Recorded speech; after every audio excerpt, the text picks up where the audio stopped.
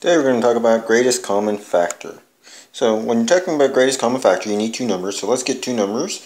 Let's say we have 18 and 50. So you can do a factor tree, you can do upside down division, whatever you want to do to get the factors. But you have to get the factors. So I'm going to break these down into prime factors. So I'm going to do one way, one the other. So 18 would be 2 times 9, when 9 would be 3 times 3. So my factors are 2, 3, and 3.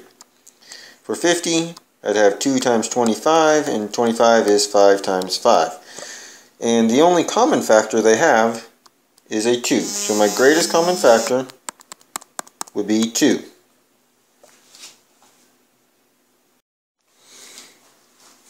Alright, so now let's do the numbers 36 and 66, and like I said, I'm going to do more than one way. So 36 is 3 times 12, 12 is 3 times 4, and 4 is 2 times 2. So my prime factorization is 2 squared times 3 squared.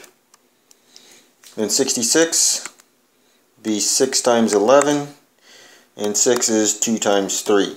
So my prime factorization there would be 2 times 3 times 11.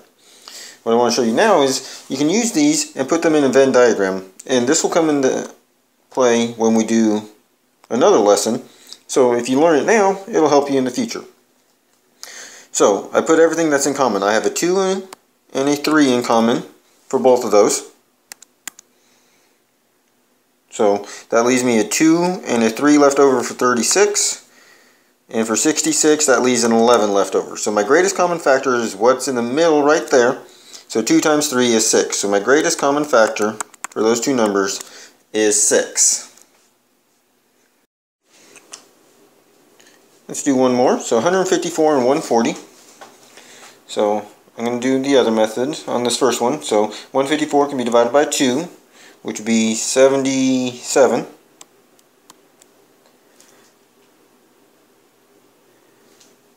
And 77 can be broken down into 7 times 11.